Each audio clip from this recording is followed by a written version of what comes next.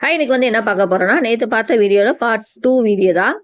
நேத்து 159க்கு 5 வகை கறிகளோட சேர்த்து அளவு சாப்பாடுன்னு சொல்லி போட்டிருந்தாங்க. ஸோ இந்த ஹோட்டல்ல நாங்க பார்சல் வாங்கிட்டு வந்துட்டோம். ஸோ பார்சல் வாங்கிட்டு வந்து எப்படி டேஸ்ட் இருக்குன்னு சொல்லி பார்க்கும்போது, ஃபர்ஸ்ட்டு சாதத்தோட அளவு உண்மையிலே நிறையாவே இருந்துச்சுங்க. நாங்க எதிர்பார்க்கல. 2 பேர் சாப்பிட்ற அளவுக்கு சாதம் இருந்துச்சு. அதுக்கப்புறம் அதோட சிக்கன் 65 பீசஸ் வந்து நிறைய வச்சிருந்தாங்க. 4 5 பீசஸ் இருந்துச்சு. அதுக்கப்புறம் ஒரு ஃபிஷ் ஃப்ரை வந்து இருந்துச்சு. ஸோ எல்லாமே இலையில வச்சாச்சு. இலையோட தான் சேர்த்து சாதத்தை கட்டி கொடுத்தாங்க. ஸோ அதோட சேர்த்து வச்சு சாப்பிடலாம்னு சொல்லி வச்சாச்சு. ஃபர்ஸ்ட்டு என்ன குழம்புனா, இது வந்து மீன் குழம்பு மாதிரி தெரிஞ்சிச்சு.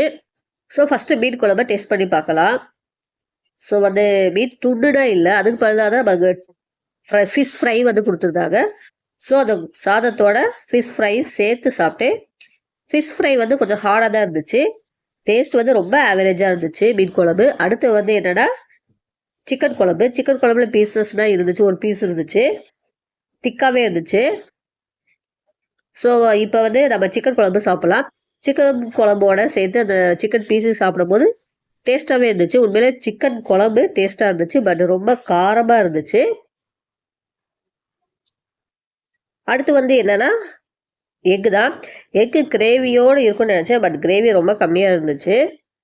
பட் வந்து சேர்ந்து சாப்பிட்லான்னு சொல்லி நானும் சாப்பிட்டு பார்த்தேன். முட்டையோட டேஸ்ட்டு, அந்த முட்டை கிரேவியோட டேஸ்ட்டு ரொம்ப ரொம்ப ஆவரேஜாக இருந்துச்சு. டேஸ்ட்டாகவே இல்லாத எனக்கு தோணுச்சு.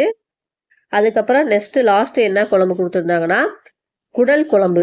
குடல் குழம்புல ஓரளவு குடல் வந்து இருந்துச்சு.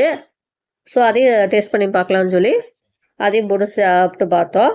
டேஸ்ட்டு வந்து இது ஓரளவு நல்லா இருந்துச்சு. மீன் குழம்பு கம்பேர் பண்ணும்போது இந்த குடல் குழம்போட டேஸ்ட்டு ஓரளவு ஆவரேஜாக நல்லாவே இருந்துச்சு. அதுக்கப்புறம் லாஸ்ட்டு ரசம் வந்து என்னன்னு தெரியல, லெமன் ஜூஸ் மாதிரி இருந்துச்சு. ஓவரால் இந்த கடையோட டேஸ்ட்டு ஆவரேஜாக இருந்துச்சு. நீங்கள் வந்து 5 வகை கறி சாப்பிடணும்னு நினச்சா இந்த கடையில் போய் சாப்பிட்டு பாருங்கள். பட் டேஸ்ட்டு ரொம்ப ஆவரேஜ் தான்.